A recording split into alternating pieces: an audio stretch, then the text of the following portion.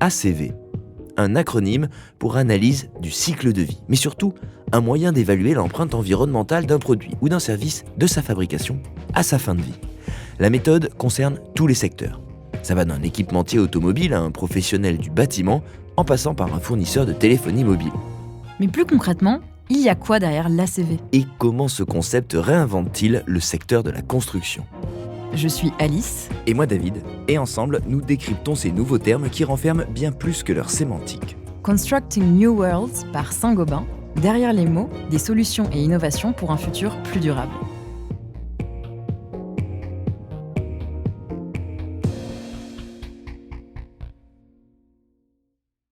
L'ACV a émergé aux États-Unis et au Royaume-Uni dans les années 70.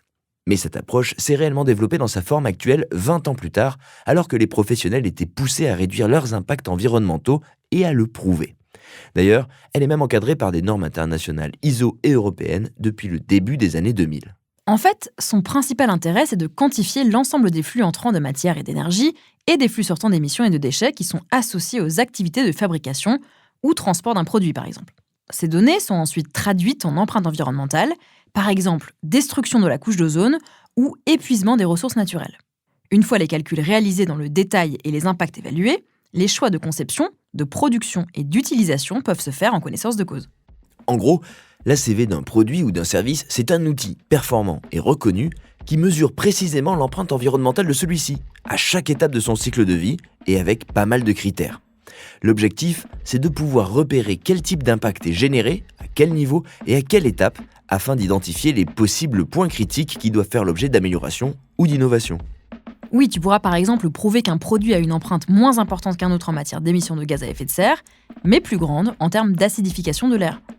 Et puis, l'ACV démontre aussi que ce que tu gagnes à une étape du cycle de vie peut, à contrario, avoir des effets négatifs au cours d'une autre. Par exemple, améliorer l'isolation d'un bâtiment pour diminuer la consommation d'énergie peut, en parallèle, générer des impacts environnementaux au moment de la fabrication et de la livraison des matériaux. En fait, si on résume, cette approche permet surtout aux industriels et aux architectes de hiérarchiser leurs priorités. C'est ça, mais il faut quand même une certaine expertise pour savoir interpréter tous les points forts et les points faibles. Et pas facile non plus de proposer une hiérarchisation absolue en termes de qualité écologique. Mais ça reste un bon outil d'aide à la décision et de transparence sur l'éco-conception des produits. Dans le domaine de la construction, en tout cas, cette vision globale est appréciée, même si elle a encore besoin d'être complétée par d'autres démarches, par exemple une recherche de la qualité de l'air intérieur qui n'est pas prise en compte dans l'ACV.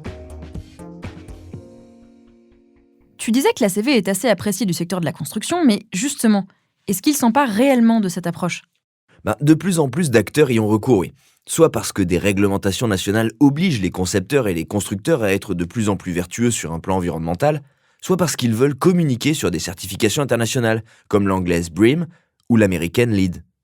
Ça leur permet d'intéresser des investisseurs ou des clients de plus en plus attentifs à leur empreinte écologique. Et là encore, j'imagine qu'il faut bien prendre en considération toutes les étapes, de la matière première à la fabrication, la distribution et l'utilisation, et jusqu'à l'élimination finale du bâtiment. Oui, par exemple, pour la phase de fin de vie, l'ACV va regarder la déconstruction et ou la démolition, le transport et le traitement des déchets.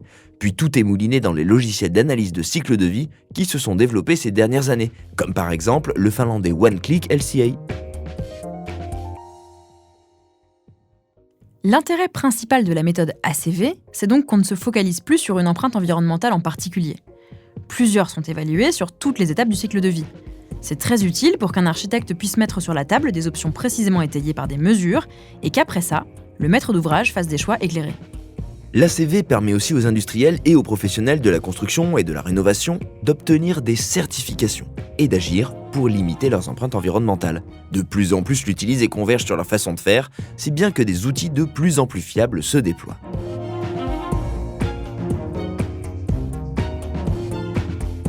Constructing New Worlds par Saint-Gobain. Derrière les mots, des solutions et innovations pour un futur plus durable.